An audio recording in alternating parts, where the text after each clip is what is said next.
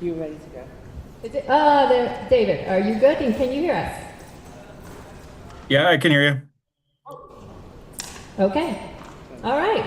So in that case, I will call the meeting to order. But first of all, before the regular meeting, we're going to call the budget hearing to order. And we'll start that with the Pledge of Allegiance. So if you would all please rise. I pledge allegiance to the flag of the United States of America, and to the republic for which it stands, one nation, under God, indivisible, with liberty and justice for all. Thank you. At this time, we will take public comments on the fiscal year 2025-2026 budget document. Do we have any public comments? Going once? Going twice. Hearing none, I adjourn the budget hearing. And now we call the regular school board meeting to order.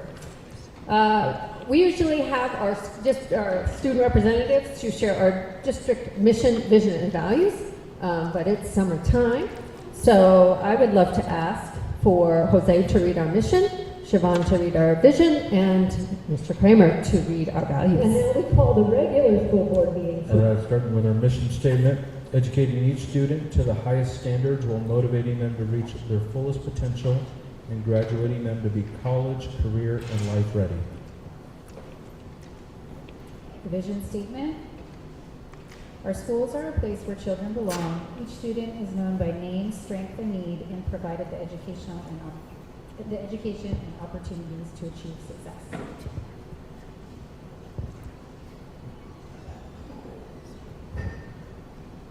Our values: striving for equity, inclusion, and belonging, celebrating diversity, engaging the community, supporting the whole child, promoting and achieving academic excellence.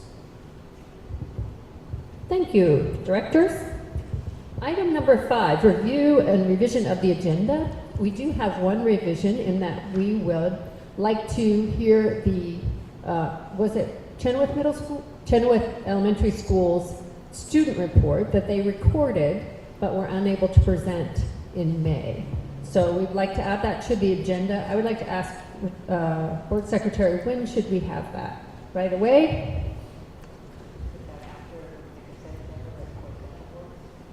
Sure. Or how about we put it right after staff report? Yeah. Consent. You know what? Usually we hear them first. Okay. We'll slide them in there. Okay. Number 6, public comment on agenda items only. Did we have anybody sign up? Very good. Moving on to the consent agenda. In the consent agenda, we have routine items, and in this month, it is the Budget Committee meeting from May 12th, the Budget Committee virtual meeting from May 19th, and the May 28th regular school board meeting minutes, in addition to the personnel report for June. Does anybody want to pull anything out or comment? Or I would entertain a motion to accept the consent agenda. I have one edit for the May 28th. I abstained from the vote to approve the prior meeting minutes because I wasn't at that meeting.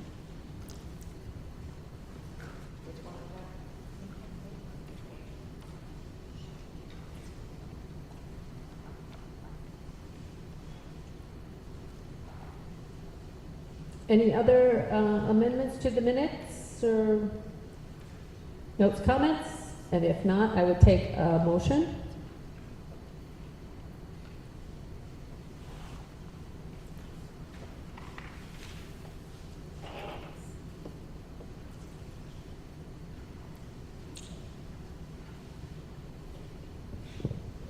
Chair, I'll move to approve the consent agenda with the edits as presented by Director O'Halloran. Thank you. Director Appicio has a motion to accept the consent agenda with the one edit presented by Director O'Halloran. Do I have a second, please? Thank you. Yeah, I second it. Okay, we've got 2 seconds. Yay! All in favor say aye. Aye. Aye. Any opposed? Motion passes. Okay, so now we will, if we're ready, hear the student report from the Chenoweth Elementary School.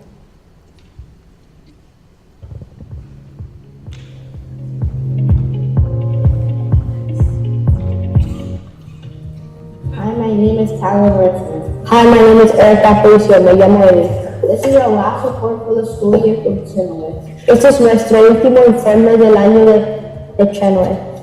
All fifth graders went to the pool. They warmed it up for us, but it was raining and super cold outside. It felt better inside the pool. You had to pass a swim test in order to swim the deep end. 2 people could go at a time to do the swim test, and I had to go against Eric, and I beat him.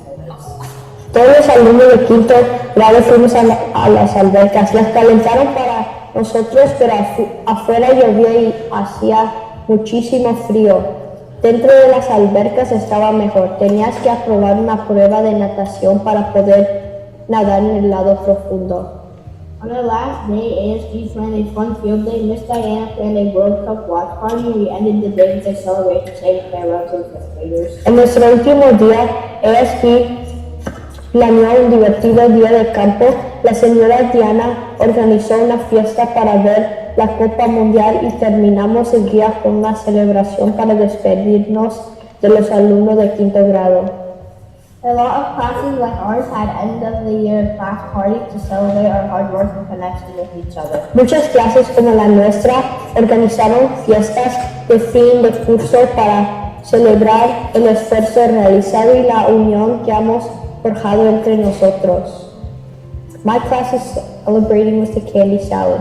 Mi clase lo está celebrando con una ensalada de dulces. I'm going to miss my teacher, Mr. Ray, because he was super nice and always helped me.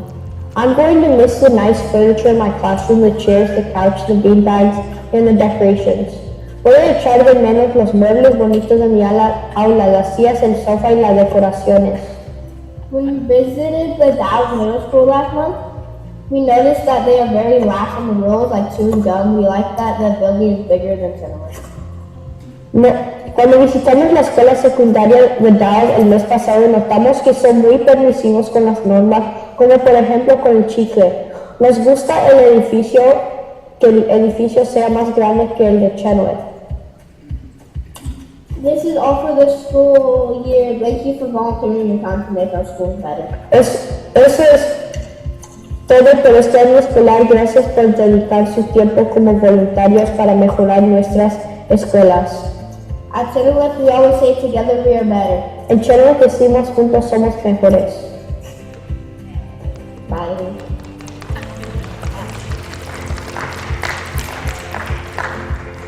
That is very sweet that they took the time to record that. Look at that, the class of 2033. That's pretty exciting. Okay, thank you. All right, then moving on to item number 8 is staff reports from the D21 Education Association first. And it looks like Kate is here. Abby's here today. Kate is. Oh, Abby. Okay, Abby, we're happy to have you.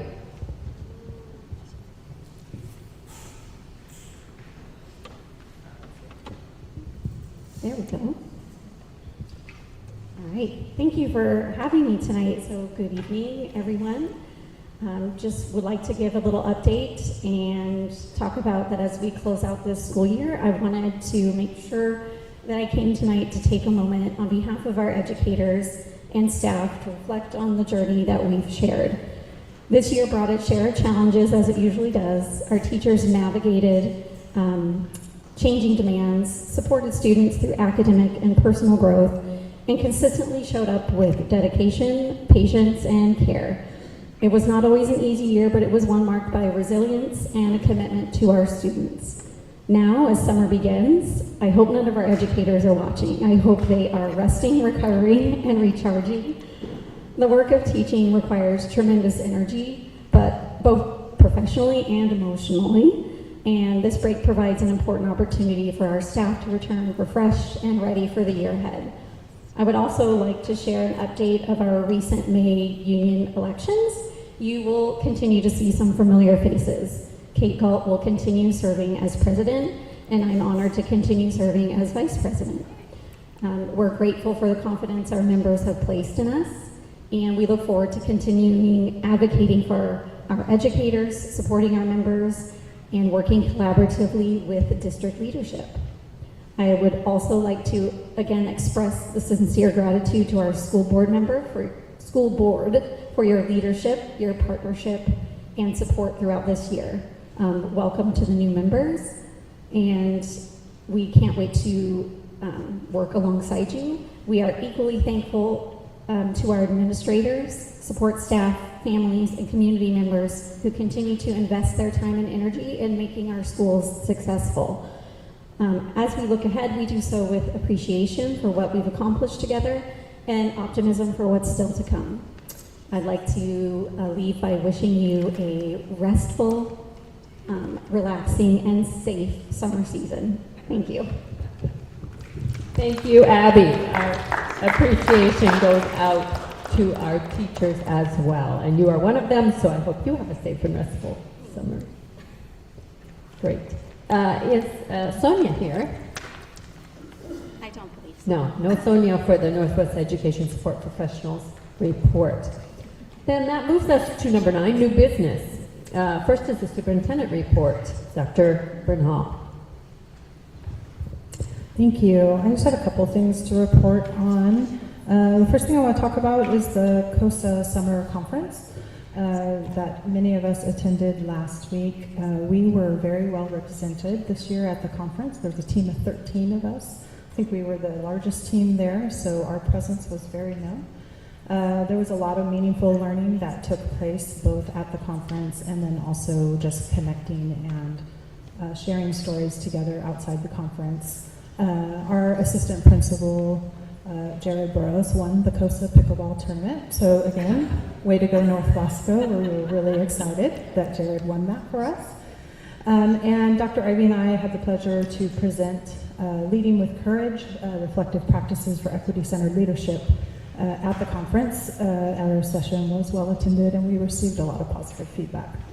So it was a great experience. The other thing I wanted to report on was our reunification drill, which was held on June 15th. This is the first time we have held a reunification drill.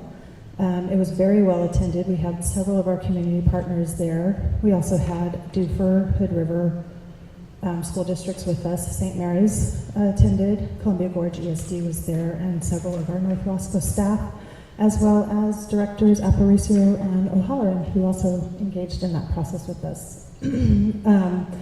The process was led by Director Bowen and Claire Rannett, and during that process we ran 3 separate rounds of practicing a reunification drill. It was held at Innovations Campus.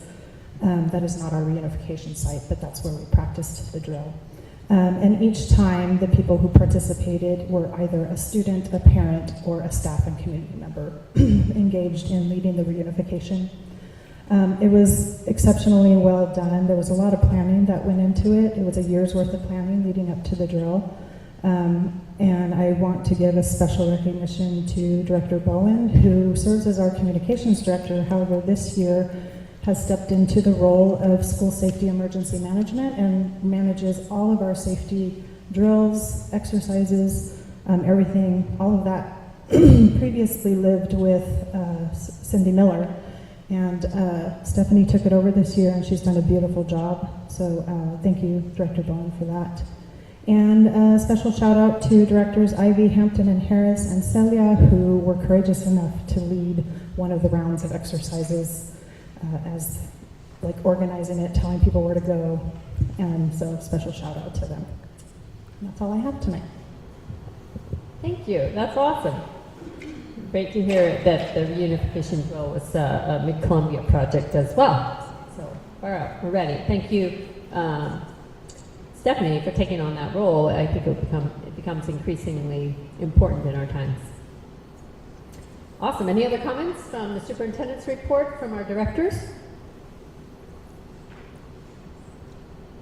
Okay, then Dr. Ivy gets to give us our annual 2025-2026 Integrated Programs Annual Report. Come and make this so exciting. So exciting, right? This is, yeah, you will explain. This is one of the buckets where we have to apply to get our funding.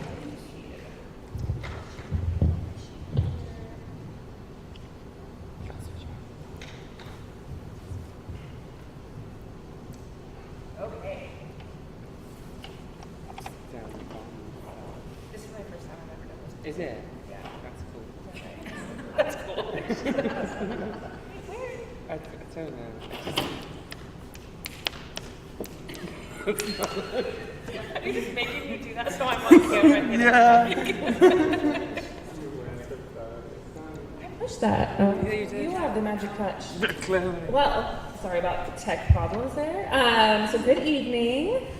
This presentation serves as our annual progress report for the 25-26 school year, fulfilling ODE's integrated application reporting requirements under the student investment account. Tonight, I'm going to walk through our progress across all 4 outcome areas, as well as just touch on some of the challenges we've encountered and the steps we are taking to address said challenges. Next slide. So before we move into the substance of our report, I just want to orient everyone to the reporting framework that governs this work, the why behind why we are here. ODE evaluates SIA grant recipients through 7 performance measures, which you can see listed on the slide. Tonight's report specifically addresses the annual reporting requirement.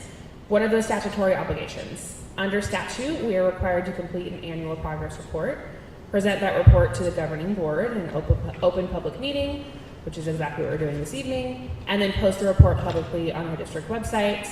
And then Dr. Bernal and I have some back-end work to do, which includes responding to 2 narrative questions addressing progress and barriers across all 4 outcome areas. Those 2 narrative questions are going to be the heart of tonight's presentation, so you are going to get to see exactly what we are sharing with the state. So those 2 questions that are going to structure tonight's report, we have AR1, which asks us to reflect on our progress, how our implementation is contributing to our outcome, strategies, and performance targets. And then AR2 asks us to talk about the barriers, where we've encountered challenges and where we could use additional support. Importantly, our responses address all 4 outcome areas: career-connected learning, sense of belonging, curriculum alignment, and early literacy.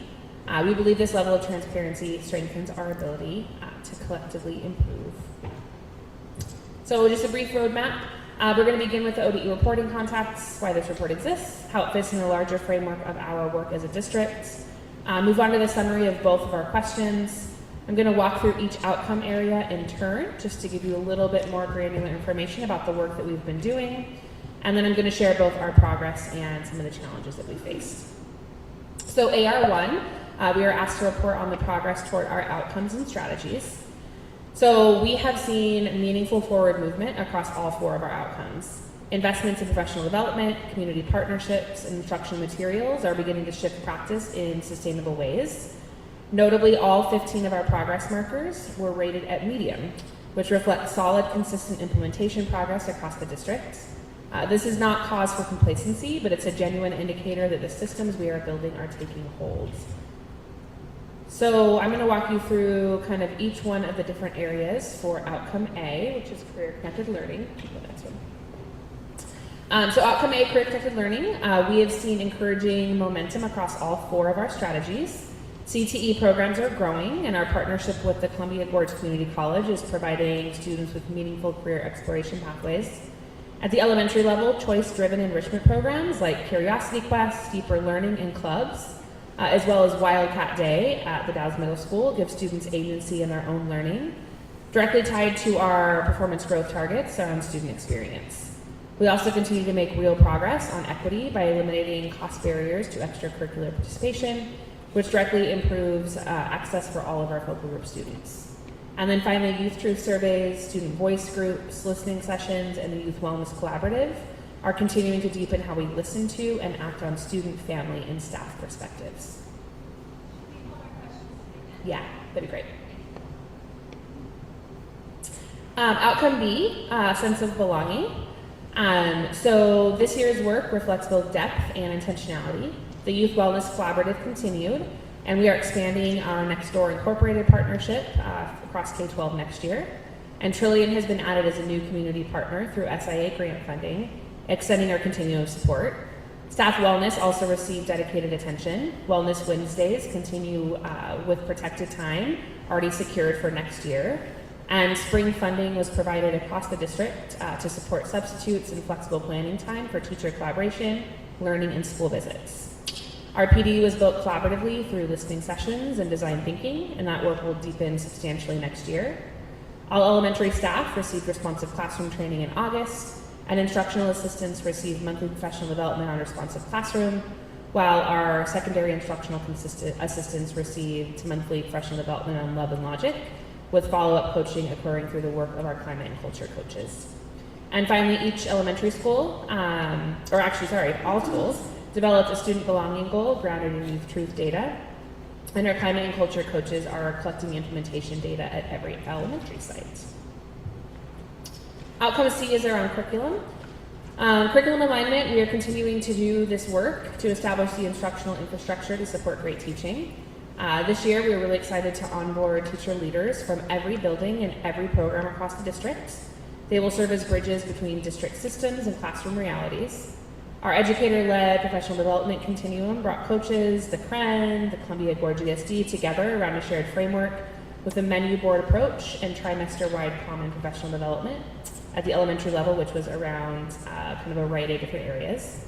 The IPT forum, which is our intervention progress team to support our MTSS, was updated with direct teacher input, and PLCs will be revived this next school year as protected sacred time, structured around the 4 PLC questions. We also are really excited to bring on an operations coordinator through a braided funding model, which is a strategic decision to free up our instructional coaches from some of the logistical work that they're doing behind the scenes, so they can focus on the direct coaching that moves instruction. For early literacy, we are really making strides in terms of integrating the science of reading within our classrooms. Foundations is now fully implemented across K-3 as our Tier 1 schools-based reading program, and we're exploring purchasing it for grades 4 and 5 next year, along with additional intervention curriculum and a progress monitoring system. High dosage tutoring through Hey Tutor operated in every classroom in elementary schools, with all schools holding additional high dosage tutoring opportunities after school hours. Our educator PD has drawn on multiple expert partners, including EOU, OSU, Columbia Gorge ESD, and the CREN, and our coaching partnership with the ESD has provided individualized support to K-12. We also used data from this year to develop an early literacy plan, which led us to reimagine our win time, what I need time, for next year as structured academic small group intervention time, with all of our instructional assistants receiving training in the science of reading around a curriculum that will help to support academic interventions in very concrete and intentional ways. This foundation is strong, and we are intentionally continuing to build on it. For our second question that we are asked to answer, this really asks us to think about the barriers, challenges, and areas for support. Across each outcome, we have encountered real challenges, and we want to be direct and honest about them. In outcome A, our capacity to scale career-connected learning across all schools is still developing. Scheduling, staffing bandwidth, and district-wide structures remain works in progress. In outcome B, building staff capacity for trauma-informed, equity-centered instruction takes the same time and professional development. Fidelity of responsive classroom is still being established, as we are only just exiting year 1 of the program. And in outcome C, coaching bandwidth was constrained this year, and PLC structures were not consistently maintained. And in early literacy, our progress monitoring systems are not yet fully in place, making it difficult to verify intervention impact at the individual student level. So I'm going to go a little bit deeper into some of our outcomes. So for career-connected learning, while CTE growth is real and we have an incredible staff that is deeply dedicated to that work, the district-wide systems to support scaling are still in development, continuing to be planned alongside high school administration and staff. While cost barriers have been removed, awareness and consistent outreach to focal group students and families is definitely an opportunity to continue leaning into. Student and family voice mechanisms exist, but they're not yet systematically feeding into our decision-making cycles. The Use Wellness Collaborative is going to continue to deepen community ties, which we are hoping will help to expand our CTE programming. And our student voice group data will continue to inform our 26-27 planning across the board.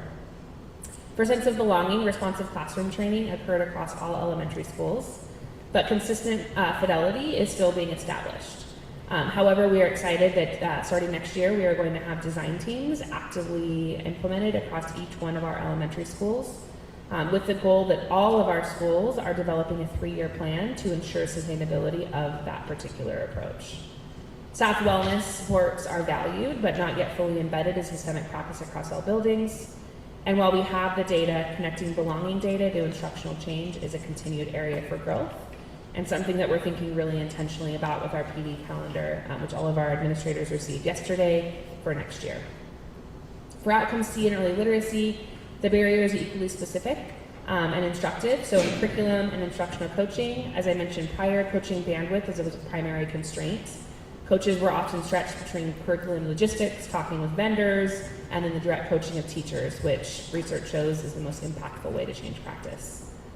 PLC structures were not consistently maintained, limiting teachers' opportunities to use data to drive instruction.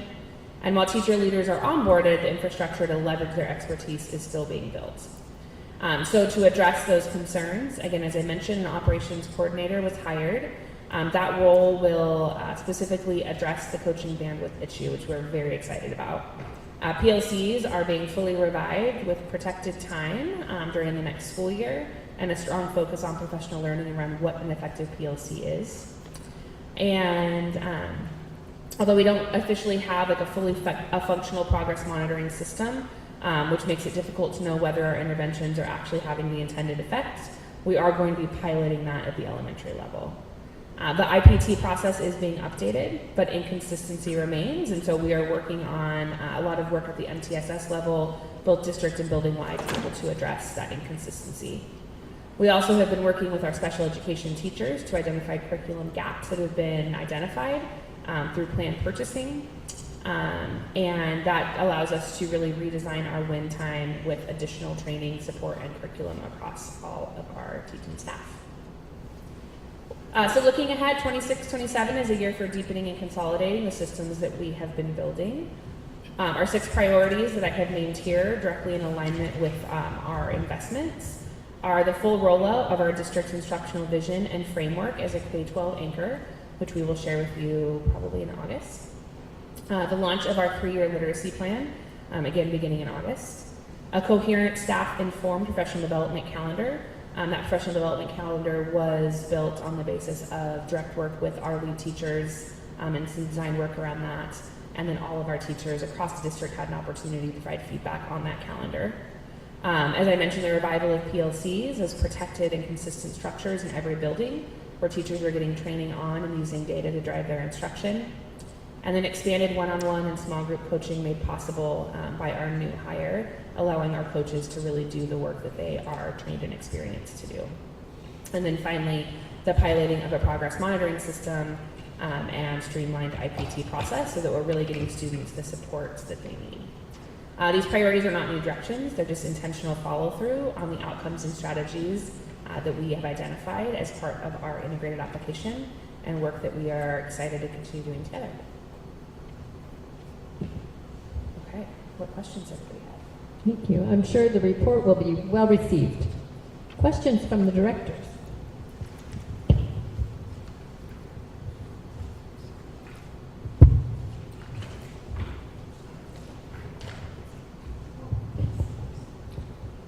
How many minutes per day are you going to allocate to individualized instruction in terms of small groups? So all of our elementary schools did a lot of work on establishing the instructional floor. And so what that looks like is there's going to be a 90-minute reading block.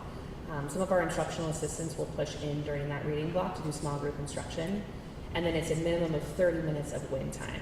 The reason why it's 30 minutes and not more is that research shows that any more intensive intervention actually can have detrimental effects because you're working very intensively. And so every student will have at least 30 minutes of intensive intervention every single day. I was looking at a study in Oklahoma, and they dedicate 45 minutes every day for select students that aren't at the metric. And they've scored 66 points, or 66 proficiency percentage points. It's pretty effective. I think I sent that piece to you, and 45 minutes was the key every day. They had 15 skills they were working on every day. And you know, to get small groups with the facilities we have is going to be really tough. Yeah, and some of that can also be, they don't need to be small groups like in a room by themselves. So you can run multiple small groups in one classroom because there's going to be multiple teachers, teaching staff there. I think that getting consistent across the elementary schools in terms of kind of what the instructional floor looks like will allow us to collect data to say, is 30 minutes enough? If we're not seeing the growth that we're looking for, it's definitely something that we'll continue to revisit. We have a document that we worked on as a team, and we have a system to continue to look at that document to determine, is the data showing that this structure is working, and if it's not, what changes do we need to make? So it's definitely something that we'll look into. Well, I would think also if you could engage students in a PE class prior, those that are struggling. No, I think there's some real benefit to that. It's huge, huge. Naperville, Illinois is huge on that. And they found some huge gains in that. Endorphins would help kids with ADHD focus better. And if it's consistent every day, well, I'm supportive of this, but it's got to be at least, I would think, 45 minutes working on specific skills to get that. Otherwise, we're going to continue with the struggle. Well, and just to make clear, so the 30 minutes is the win time. That's going to be like the intensive intervention. Is that going to be daily? That's daily, in addition to a 90-minute literacy box. So that 90-minute literacy box, students are doing things like foundations. That is a skills development program. So they're getting a lot of support, both whole group and small group, in terms of those skills. So I would say that our students are actually probably getting more than 45 minutes of skills-based instruction per day. Given that you have the 90 minutes and the 30 minutes. So they're getting 120 minutes a day, so 2 hours of literacy instruction. That's huge. Yeah. Because and I think the exciting part about the intervention block, that win block, is that those cycles are usually about 6 weeks long, and then we're collecting data to determine, does that particular intervention work? So for example, some students might be in an intervention where they're using a program called Phonics for Reading. And we can look at data to say, is phonics for reading working? If it's not working, what's another intervention we can try? And so as we continue to train our teachers, we have more intervention materials and strategies so that we can actually get them what they need. They're all going to focus on science of reading skills, but they're going to be taught slightly differently. And what we know is that relationship is really important with our students. And so sometimes shifting the intervention can actually have really great effects. And then something I will mention as well is we're going to continue our after-school academy high-dosage tutoring. That was really effective last year. So we'll continue that next year. So some of our students will get additional tutoring after school, again with a different adult, a different program, so that they're really getting a lot of support in multiple different ways.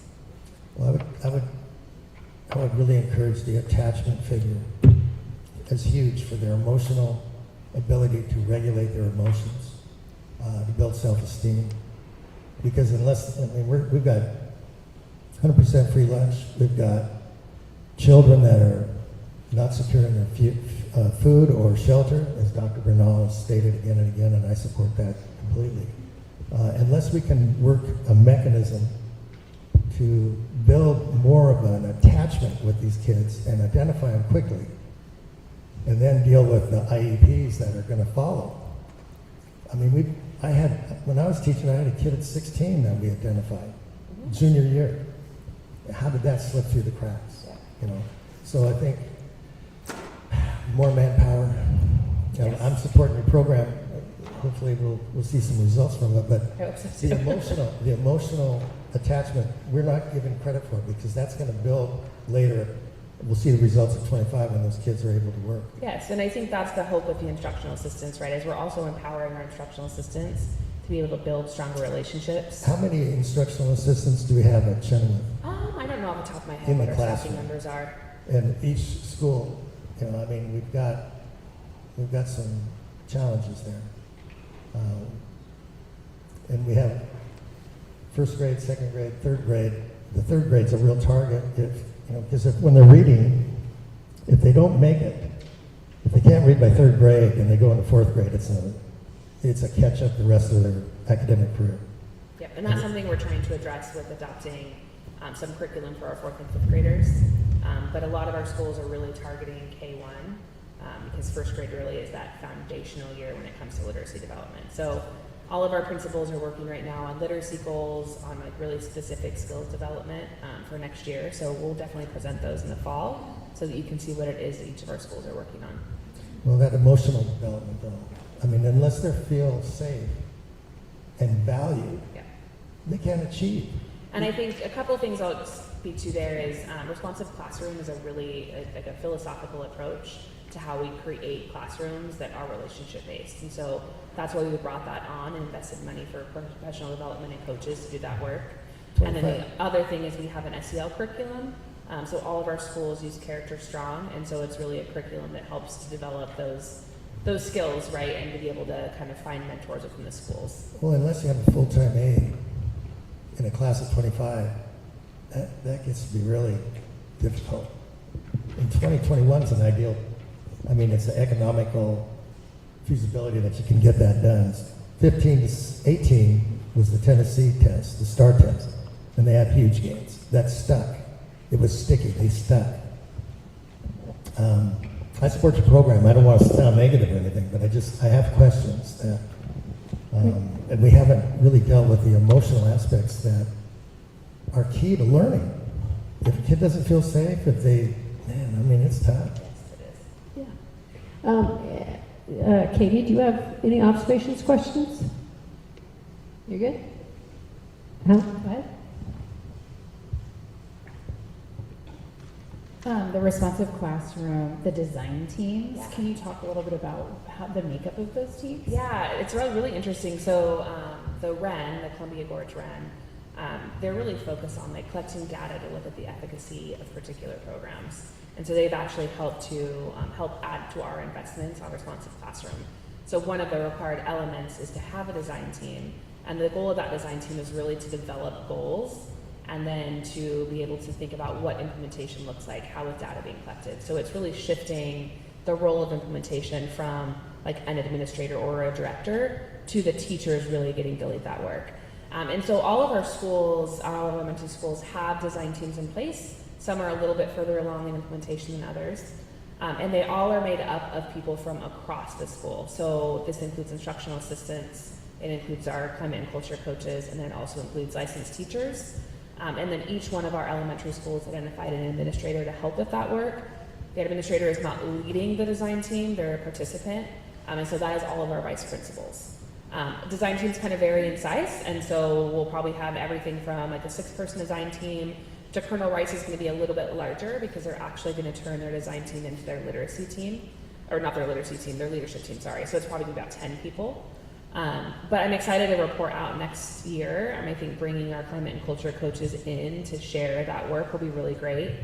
And we're actually going to do some work with our climate and culture coaches on observations and how to do learning walks and collect data and do some calibration work with the goal that that's something that they can then share with their design team. So the design team are also doing that work and helping to lead professional development. So the goal is really trying to empower teachers in different ways, be it through lead teacher roles or design team roles, so they're able to take a more active role within their schools. Rosetti, do you have any questions, observations?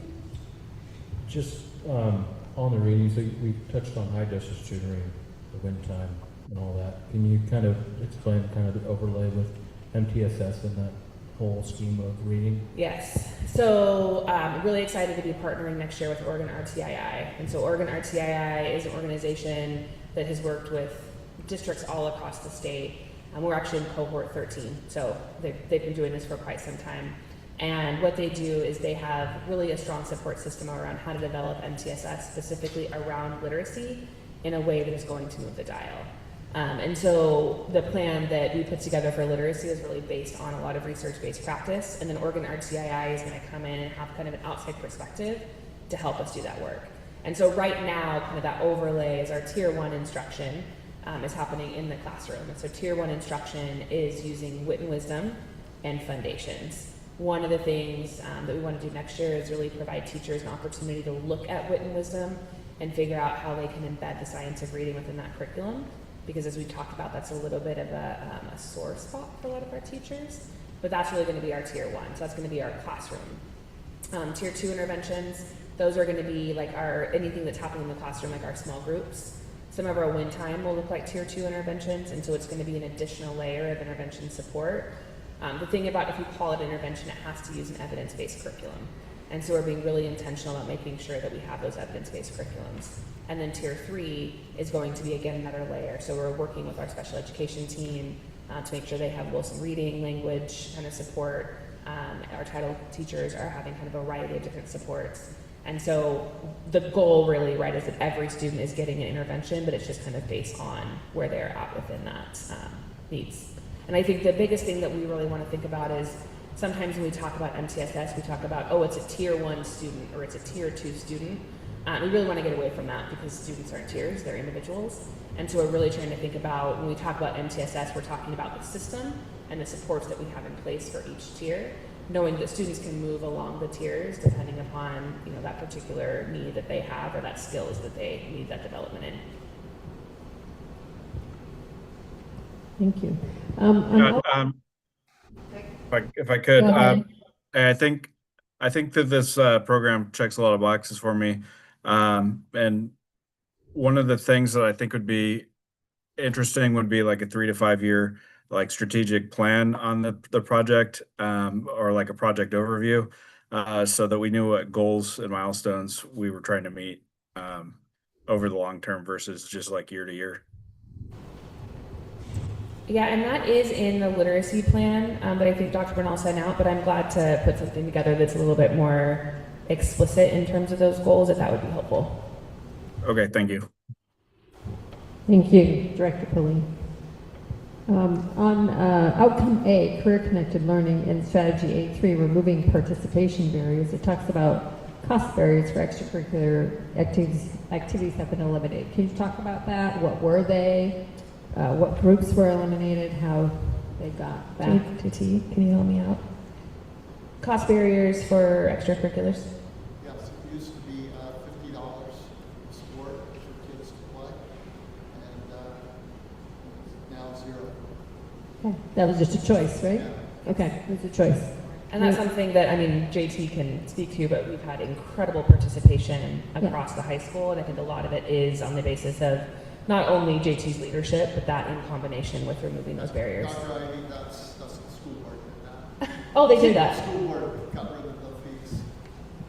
There you go. Wow, we're so amazing. I did not do that. The school board. But you have great leadership, I was saying. Did we do that? Did this board do that, or was that before?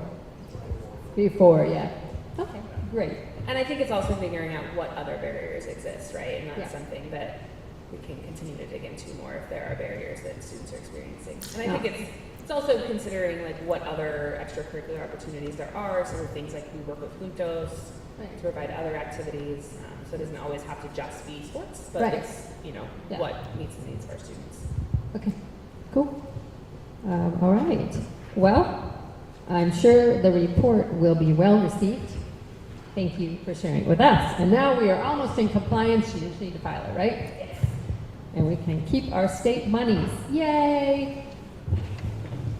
I believe that in our agenda, thank you, Dr. Ivy, very much for the report and sharing it with us. Item 2 under new business is the Chief Financial Officer's report. Dan Peterson. Good evening. All right, financials first. So looking at the revenue status report, bottom right number, we're at 88% of our budgeted revenue for the year. We've pretty much gotten all we're going to get as far as state and local funds. What remains to come in are some grant funds, which are largely based on reimbursement. So we have to spend the money first and then get reimbursed by either the state or the federal governments. But everything is tracking fairly well there. The balance in the general fund, we're lower than projected, which isn't great this year, but it implies that we'll probably get a decent May adjustment again next year. So that'll be beneficial. And then moving on to the expenditures. So if you just scan real fast down the far right column, the percent encumbered or expended and encumbered, you'll see that we're almost entirely under 100%, which means that we are within our spending authority. The one exception is the SIA grant, and we are going to move some salaries into other grants so that we stay within our authority there. That's the 251 fund, so it's on the second page, about a quarter of the way down.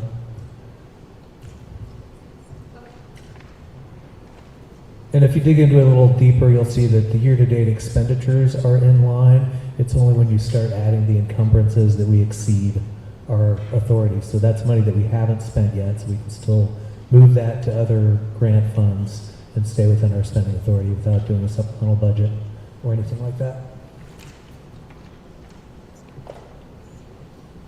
And kind of an interesting thing that I noticed when I was looking at these, if you look at the total on the revenue status report, that's at 88%, and then a similar total on the expenditure status report. The expenditures plus encumbrances, 87.28, so slightly under, so they're tracking pretty well. You would not want to see expenditures tracking higher than revenues, so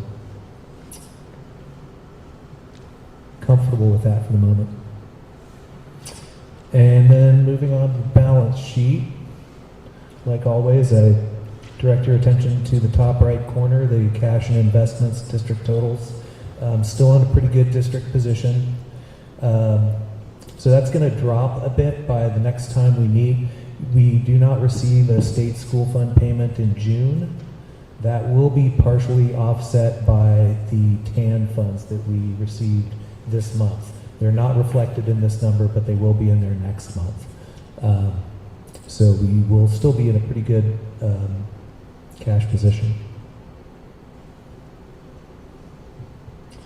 Any questions on the financials? I have a question. There's no inventory or prepaid expense. Is that typical? Yeah, so the only thing that really shows up as a prepaid is early in the year we usually send a check to ESS, our substitute provider, so that counts as a prepaid. We did, for a while we were carrying some inventory on our books for nutrition services, but that's managed by a third party, so, and it's not really our inventory, we don't count it.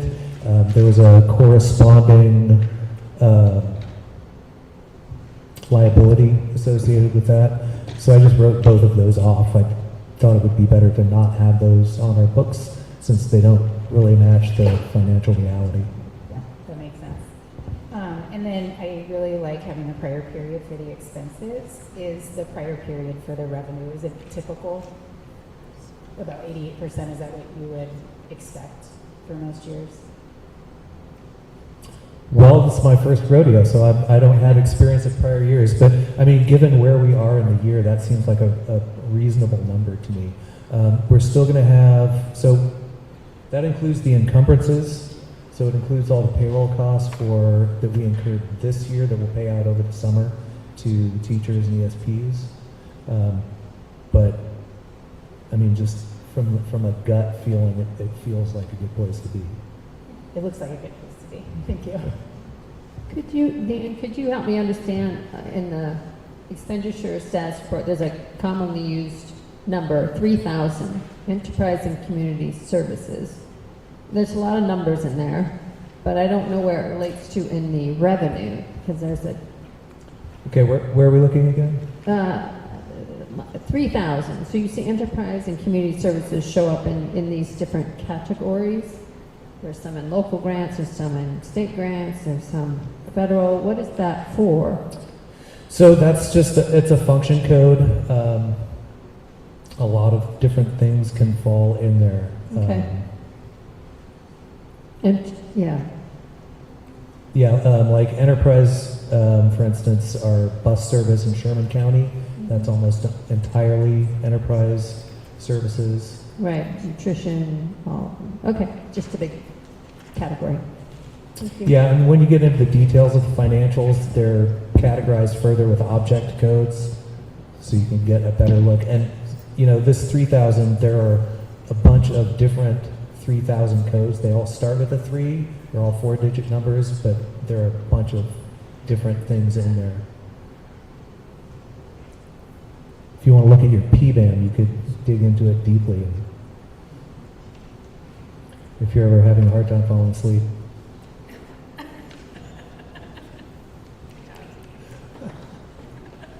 Okay, moving on to enrollment. If you look at the graph, you'll notice I dropped prior years off, so the graph looks a little bit cleaner. You know, like previous years, there's a downward trend over the year. We ended up, our average, our 5-year average is 97% at the end of the year, and we're a little bit below that this year at 96.2%. And then when you look at the schools more granularly, we see the same pattern that I think I say this every month. Most of the schools are either flat or down, with the exception of Innovations, which is up a little bit.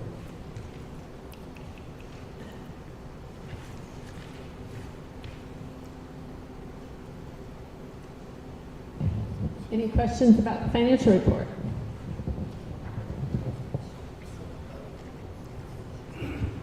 Dan, we start the year projected for next year at 699 students. Is that correct, if I'm adding these correctly? 699?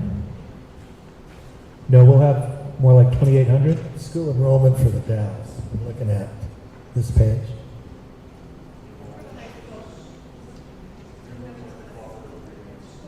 Well, yeah, but that would be, school enrollment at the Dalles High School would be for 4 grades, wouldn't that be 149 for 12, 160 for 11, 191 for 10th, and 199 for 9th grade. Is that correct? Roughly? So you're just talking about the high school numbers? Right. Yeah, so the high school numbers look like they're going to be about the same next year. Okay, so I guess my question is, now, if we have students enrolled at the beginning of the year, which we should have that next year in September, probably around 28, 70, somewhere in there, for the whole district. I think 2820 was my projection for next year. And as that goes down, do we lose money? When we lose students, we lose money? Yes. Okay.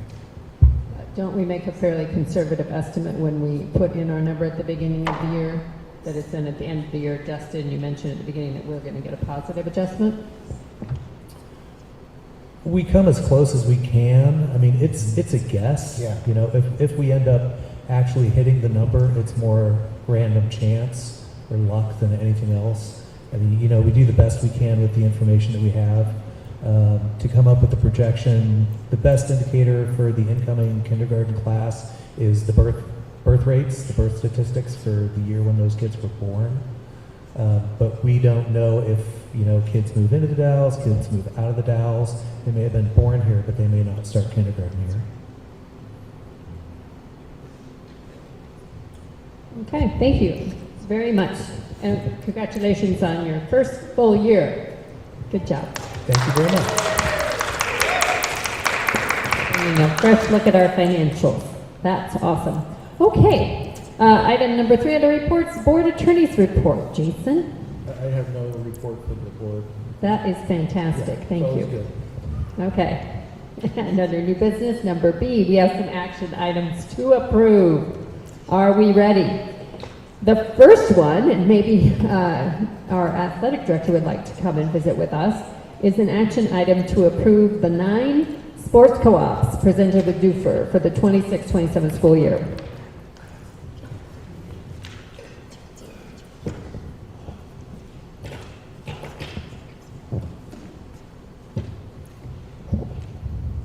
Yeah, so it's 9 because when DUFR asked me to do this in April, I asked them, let's do all of them at once, please. So they did that. I got a question for you guys, though. Mr. Kramer was just addressing my report earlier. Do you guys see anything that might alarm you with my request? Oh, you're tricky. I am tricky. I'm a teacher, too.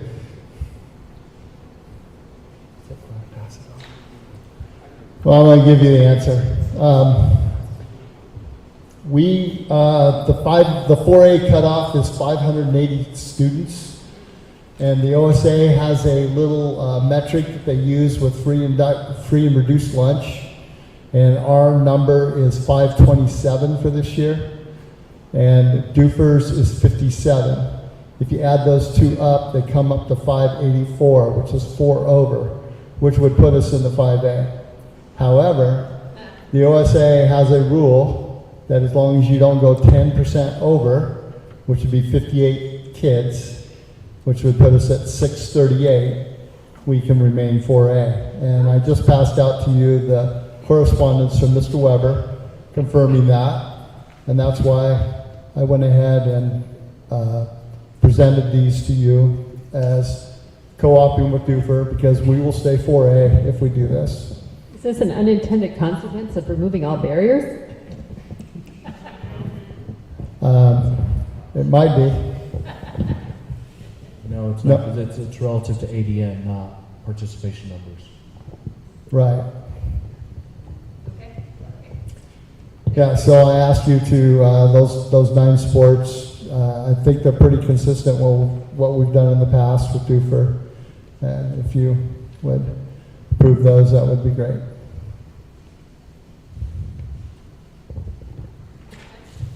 Anybody have any questions for AD Taylor on any of the sports or the recommendation? I have a question, just if these numbers do increase. Yes. Is there a plan in place for Dufur to have an alternative? It seems like very likely that these numbers could increase. This wouldn't be tenable for future years. Well, they do it each year, yeah. So if the numbers, and that's why this is a 1-year thing. So if it does increase and it does put us over the number, then for our kids, I would say no. And they know that too. So Could you cap participation, like?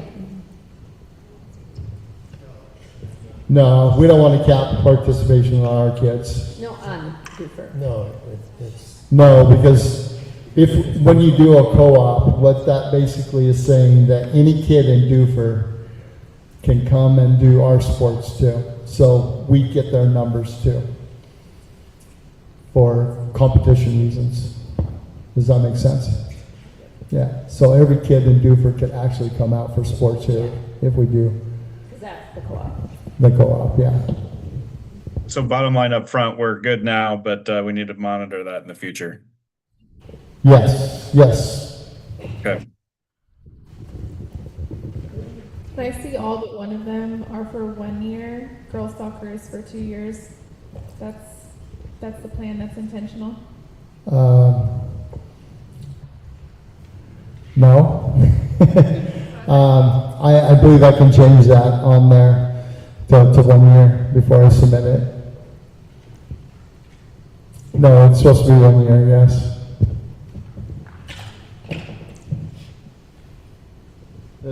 Yeah, these haven't been signed by Dr. Bernal yet or approved by you yet, so I'll make sure that that's a 1 year deal for girls soccer because of the numbers. We don't want to get caught into that trap. And some of these are new, correct? Like we didn't have a co-op with golf. Correct. They're down to 3 kids doing golf total in their sports, so they want to co-op with golf next year. And then we'll see a different agreement for track because that's not a co-op. Is that correct? That's correct. That's a Collaboration. cooperative. Yeah. Yeah. So we just practice together, and the schools don't combine there. Yeah.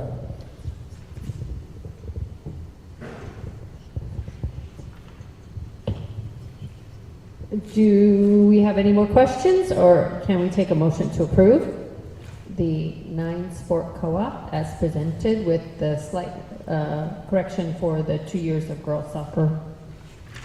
Yeah, I make a motion to accept the as presented with the revision to 1 year on girls soccer.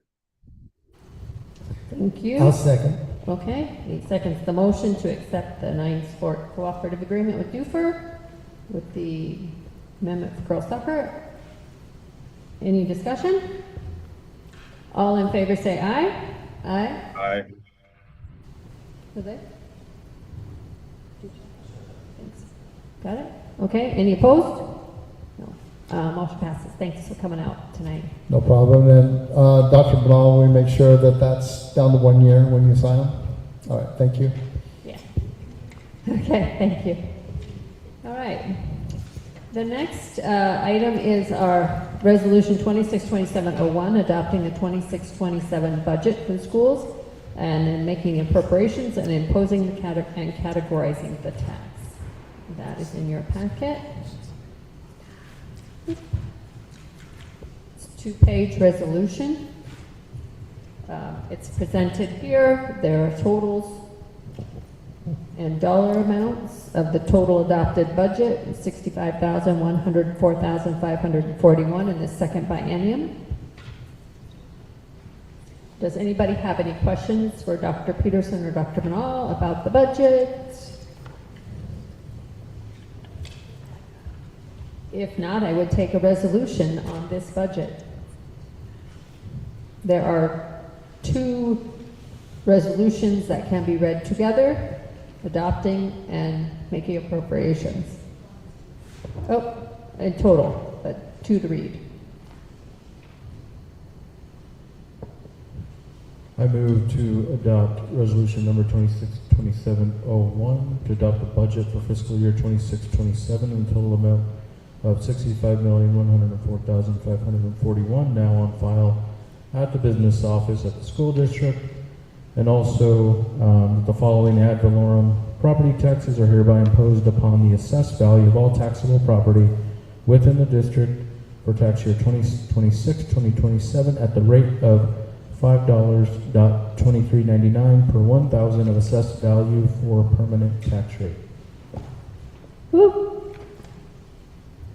That was the motion. Do I have a second on that motion as just read? I have a second for Director O'Halloran. Any discussion? Let's take a I vote one at a time. All in favor, starting with Director Pauline. Yeah, aye.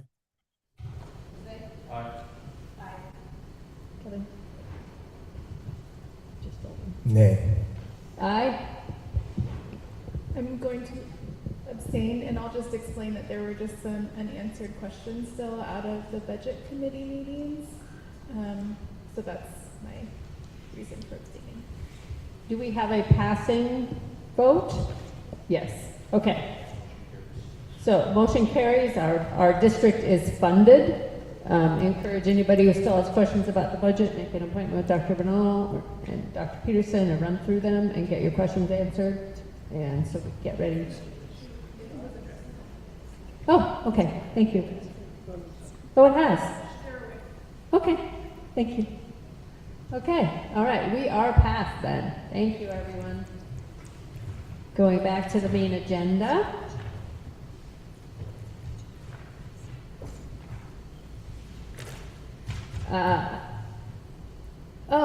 Item number 3, discussion and possible action item. This is adopting the school board meeting calendar.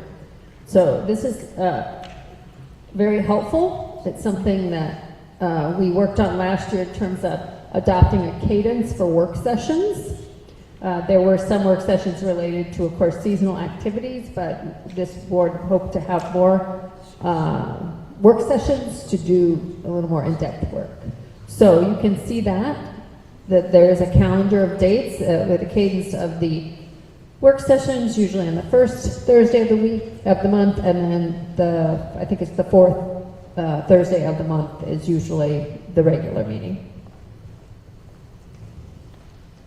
And it looks like some of those are already scheduled. We also have a board retreat this summer on the 23rd.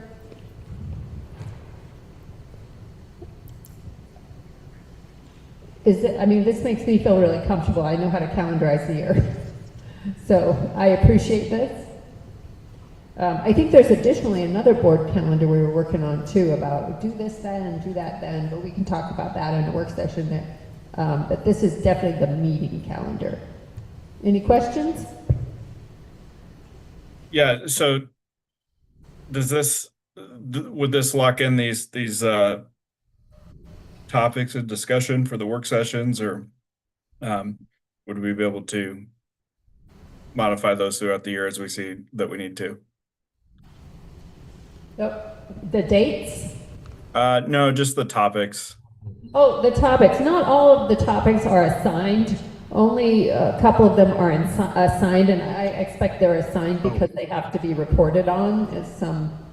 Yep, I see what you're saying. Okay, so like for the work session on December 3rd, for example, we don't have a topic assigned to that yet. And I wonder if, through our board retreat work sessions at the beginning where we establish goals and things like that, that we would begin to start, that's what happened last year. You start to really see, okay, we want to hear about that. Oh, we need to work on that. So Right, yeah. Begin to fill in. Yep, that makes sense. Opportunity. Yeah, it's our opportunity. Mm-hmm. Any other questions, or can I take a motion? Not a question. I think one thing that would be helpful, especially like thinking about potential new board member tonight. One thing that's missing outside of this cadence are things like the annual OSBA convention and like the summer offerings. I think that would be. I don't know if it would live here, but you know what I mean. When I think of just making sure that we kind of guard these dates as board members, like having the full picture, I think would be helpful somewhere. Yeah, full picture of the commitment. And I wonder if that's part of the other calendar that says, in August we want to make sure we review this policy, or we want to make sure we check in on that or this. And I think that might be part of that, is to say that all board members are getting training, SBA training during the summer. And we can't calendarize those because we don't always know when they land. But to have that expectation that this is what happens during this month or on this agenda or whatnot. Mm-hmm. Yeah, I agree. And part of my reason for mentioning that is that this year, like pre-conference conflicted with one of our own meetings. It's not happening in 2026 because our work session happens OSBA and then our regular meeting in November. So, but that's what I'm trying to make sure we avoid. Oh, that we avoid those dates, those known dates. Right. Yeah. And not be essentially double booked as a board. Right, you have to make a choice. Correct. Renata, are you hearing this? Okay. Do we need a motion to adopt this calendar? I would say so. Yeah, I'll make the motion to adopt the calendar as is. Okay, any discussion about adopting this calendar as presented? All in favor say aye. Aye. Any opposed? Okay, thank you for preparing this. Very much appreciate it. We can put these in our calendars. Okay, item number 4, we have a vacancy, and so this board will conduct an interview for our school board candidate for Zone 3. We have a vacancy, and so this is an appointment.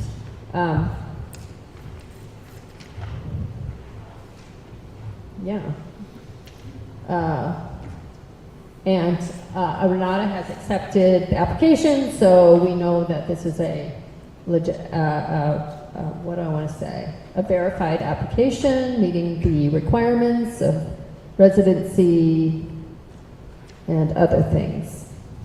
And part of our goal was to hopefully seat this person, this Zone 3 seat before we started a whole summer series, when there was still opportunity to go to OSBA training, do the board retreat and all that stuff. So that is possible. So what we will do tonight, and we did receive, we're gonna all fumble with some paper. And perhaps, hold on, give me a sec.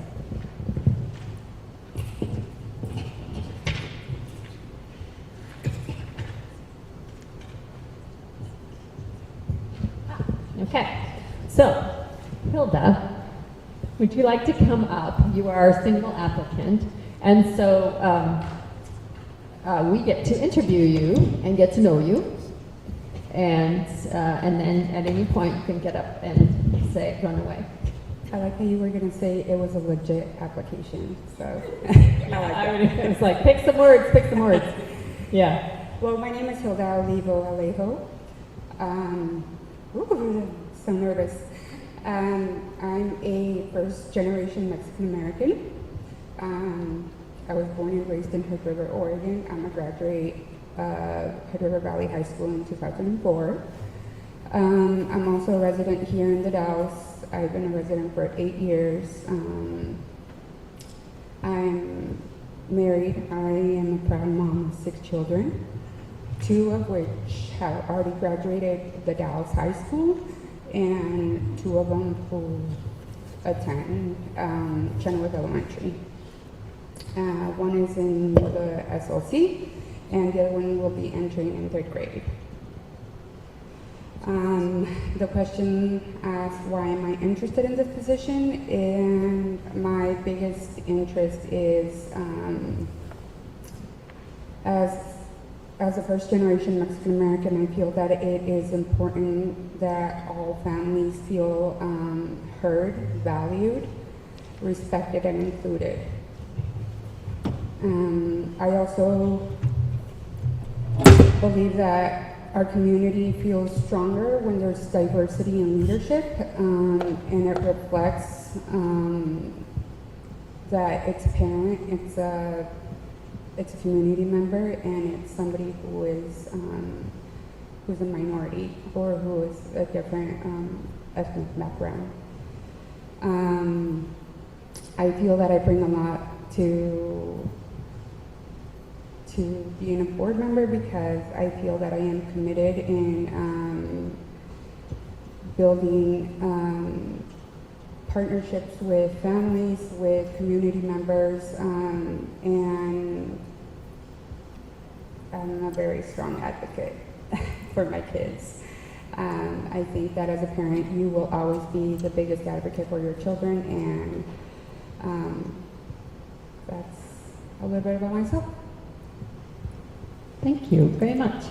We have questions. I'm sure you do. Yeah, and so we thought we'd go through this because it's part of the get to know you process, and I don't think we really need to score because there's nothing to score against.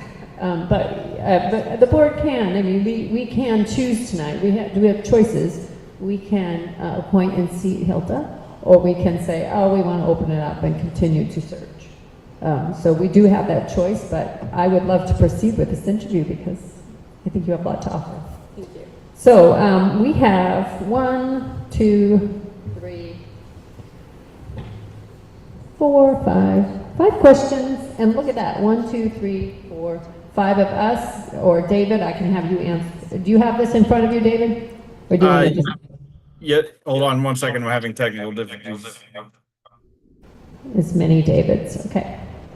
So we like to pass the questions around. So are you guys willing to each manage a question? And because there are no other applicants, you're able to ask follow-up questions if you need a clarification. Is that okay? Yeah. All right, who would like to start? Katie, you want to do the first question?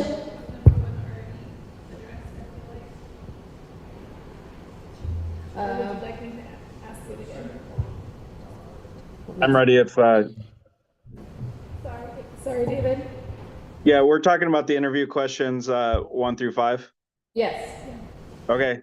Yeah, I can go. I had it pulled up. Please tell us about yourself and why you're interested in this position and what makes you a strong candidate. But I feel like you just answered that question. Maybe you could speak to what makes you a strong candidate a little more. I feel that, one, I'm a very strong applicant. Like I said, I'm a very active community member. I also have strong relationship with a lot of community partners. I feel like I have a strong ability to build relationship with families who encounter the same issues that I might have encountered in the past or am encountering at the present moment.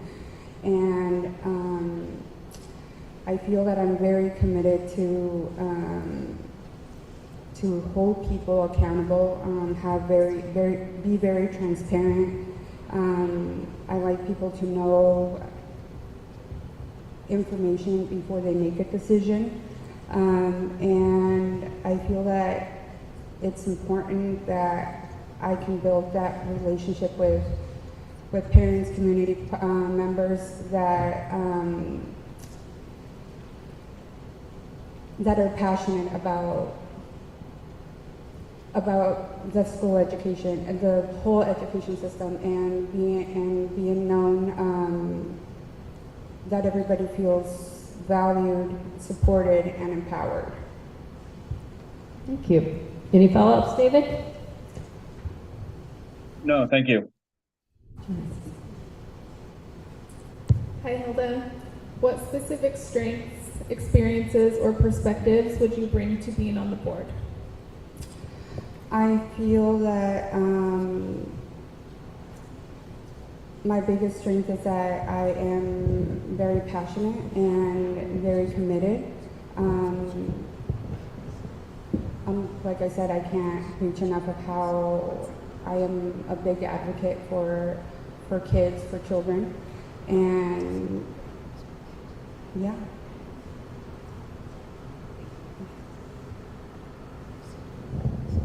I do have a follow-up question there. You know, in our notes, it talks about understanding of finance, policy, and things of that nature.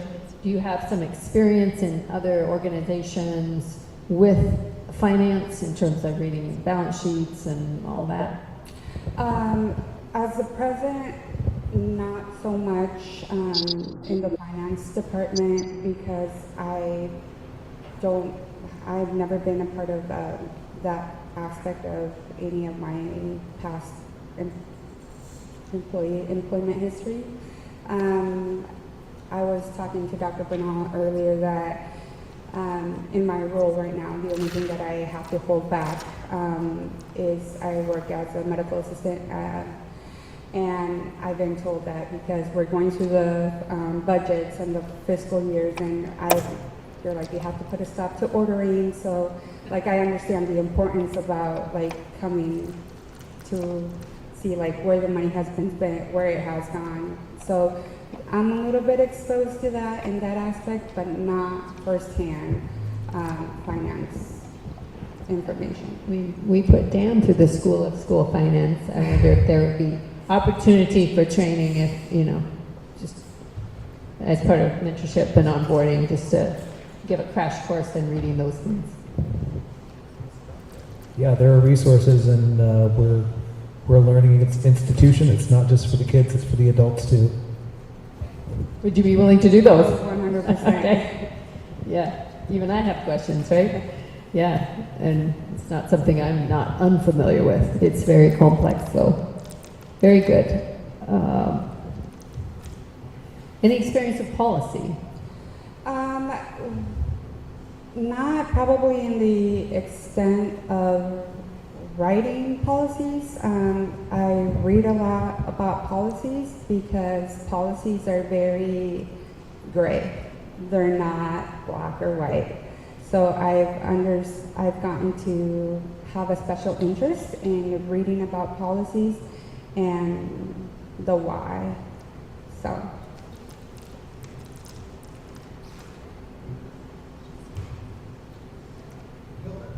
Hilda, nice to meet you. Nice to meet you too.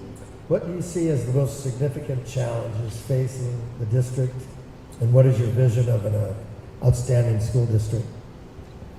I think that the biggest challenge right now that we are facing is maintaining trust with families and students,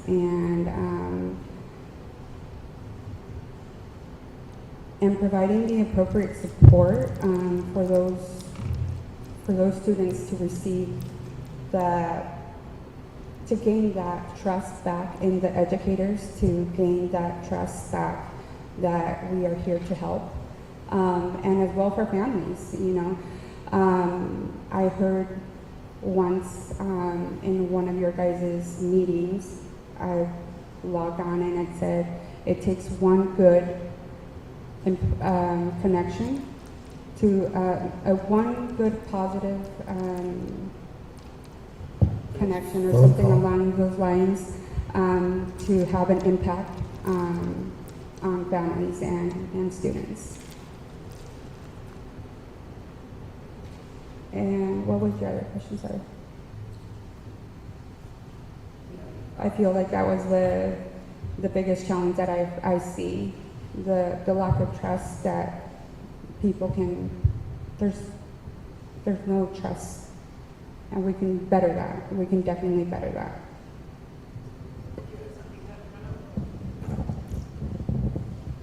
I was just going to give you the follow-up part of that, which was the second part of it was, what is your vision of an outstanding district?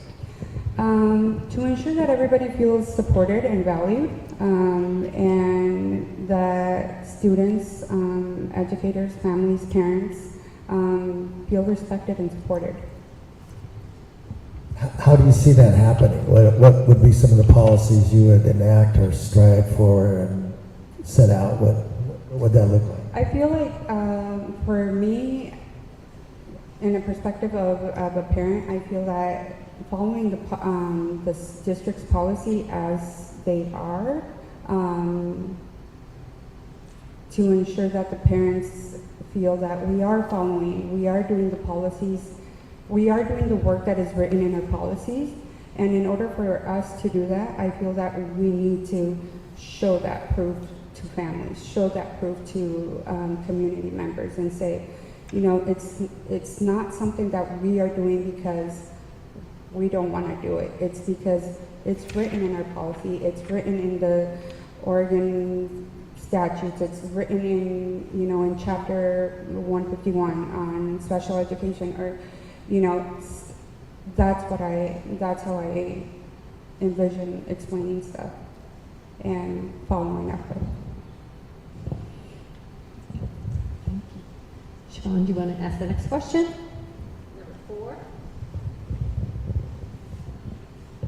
How do you view the board's role versus the administration's role, and what is your understanding of and or experience with policy and governance?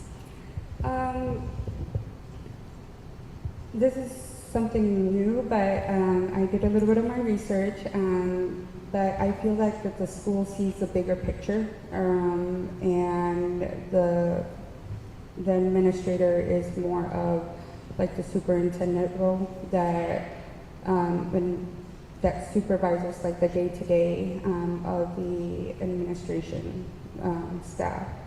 But I also understand that it's very important to work collaboratively and maintain respect with both roles.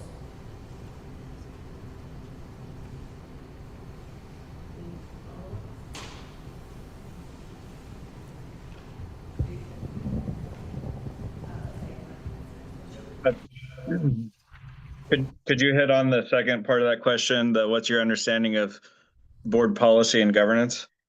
Yeah. So for board policy, my understanding is that it's focused on a district-wide goal, long-term goals to succeed, rather than again day-to-day operations. Develop and review and update if there's any policies that we may be lacking on or that needs to be improved or better understood. And then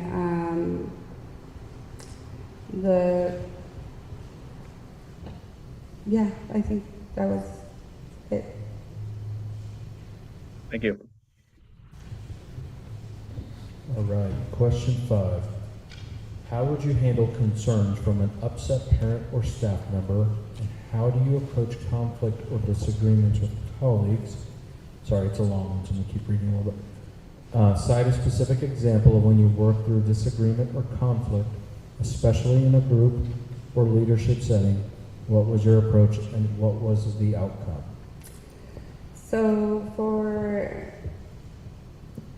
I would first listen respectfully and listen to the whole thought without interruption.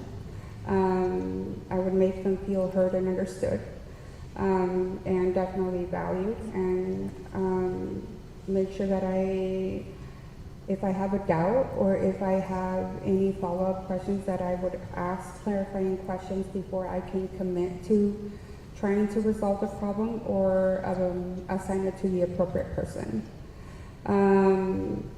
And after that, I would definitely follow up and say, you know, I heard you, I see you, and I will check up on you within the next X amount of time. I understand that disagreement and conflict it's okay because that's just giving us room to work together and to value each other's points of view. And even though we may not come to an agreement, we can still respect each other's thoughts. And you asked me about, to give you an example. Yeah, I'll read the second part. So it reads, cite a specific example of when you work through a disagreement or conflict, especially in a group or leadership setting. If you can describe your approach and then ultimately what was the outcome? I think that, at first it was, for me, the type of work that I do is a lot medical. So hearing things from directors and managers and doctors that I work for or worked with in the past, having to explain to them on the reason why it makes it harder to do. I'm gonna put it simple as this, like, it's so easy to appoint a lab to go directly to you. But then the provider might say, no, I could just go and sit in a pool. Well, for me, I was like, no, I think that it's better off that it's being directed to somebody because that holds accountability to that person, that task is being assigned to them and that it's being followed up. And then it counts as a measurable goal down the line. But I also understand the perspective of why it could be difficult for the provider to just click, or whoever it may be, to just assign it to one person when it can definitely go into a work pool. That understanding is, it only works if it's I would always try to explain it, it works if we have a big corporate, or if we, but it doesn't work in a small setting.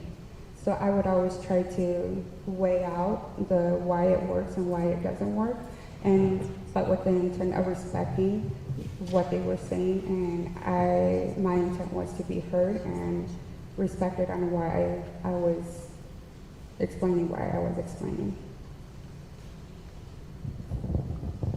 I agree. Okay, I'll wrap it up with a time commitment question, and then I'll read some expectations.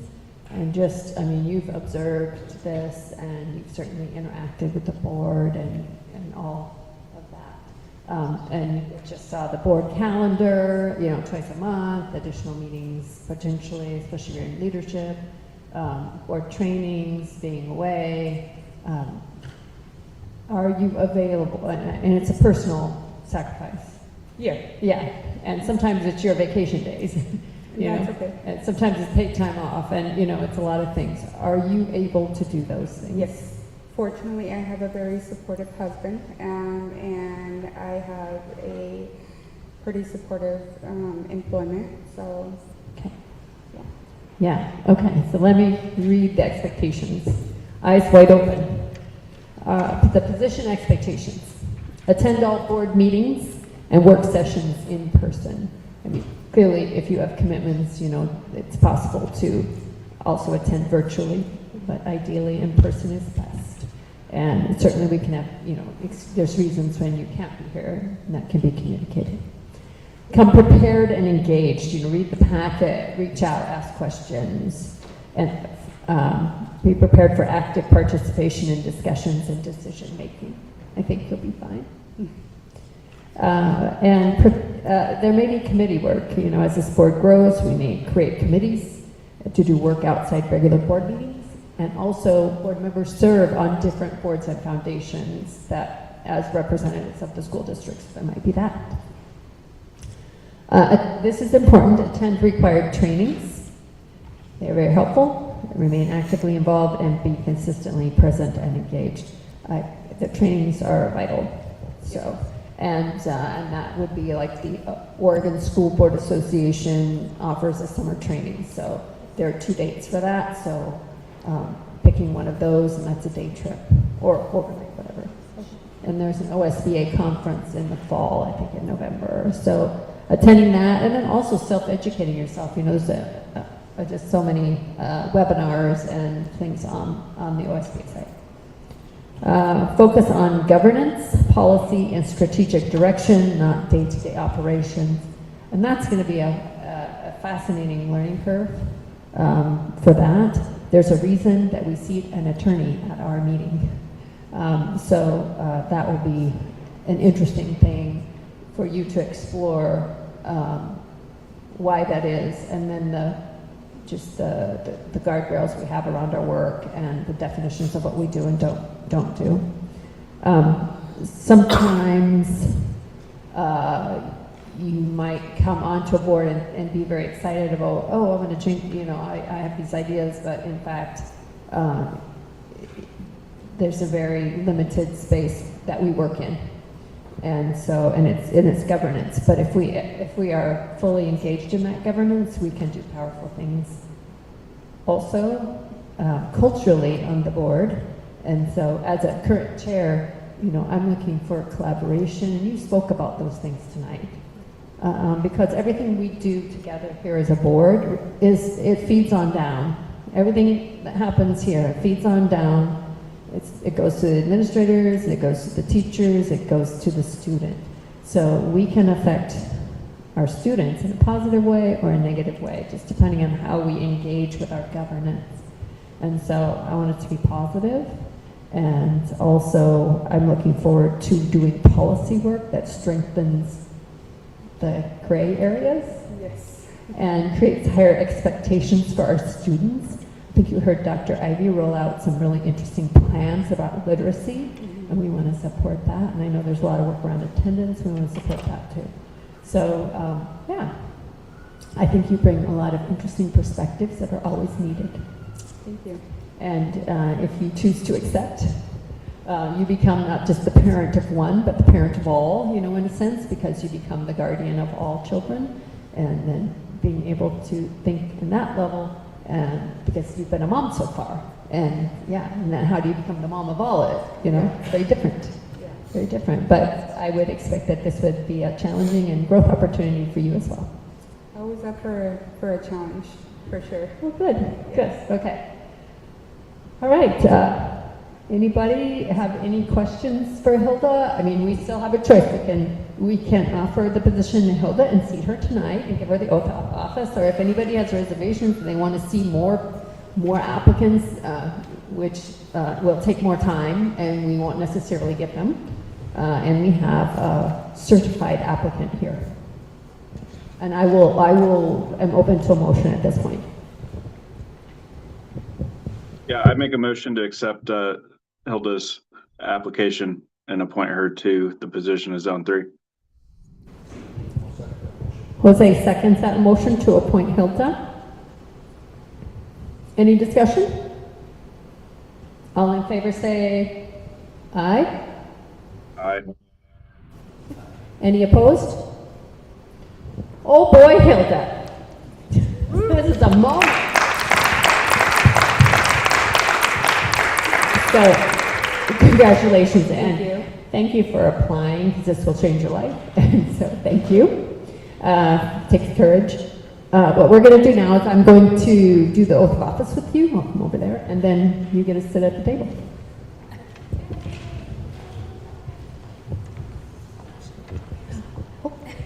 And you get to help me with your full name, although you get to say it. Okay? So I'm going to have you read this. I, Hilda Olivo Alejo, do solemnly swear that I will support the I can never say that word. Which one? Constitution of the United States, the Constitution of Oregon, and the laws therefore, the policies of North Central Public School District during the term. I will faithfully and impartially discharge the responsibilities of the office school board members to the best of my ability. All right. You've been read in. Thank you.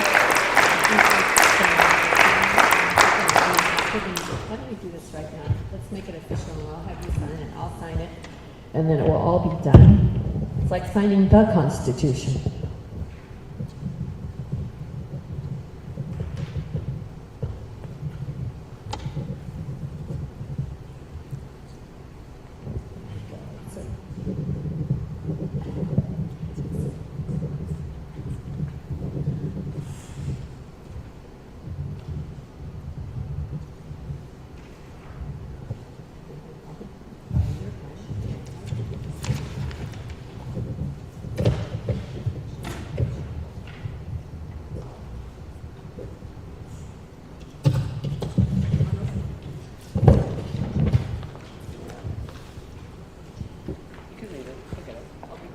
Okay.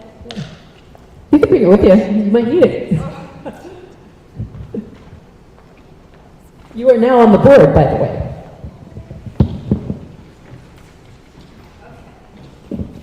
Thanks, everybody, for working on that. Look at that. We're back to 7 members. How do you like that? Yay. Okay.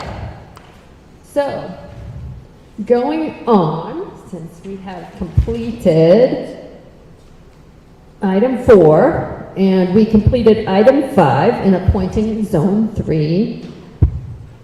The 10th item is comments from the audience about non-agenda items, and we do have one. Beatrice has a comment. She would like to address, she's an interpreter, DLI. Pop up, take your mic, and let me give you some comments first before you start. We'll accept that on non-agenda items here at this meeting. Thank you for signing up.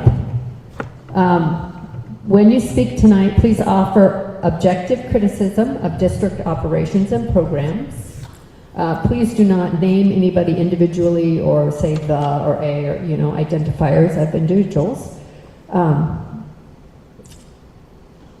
The intended goal is about 3 minutes, 3 to 5 minutes.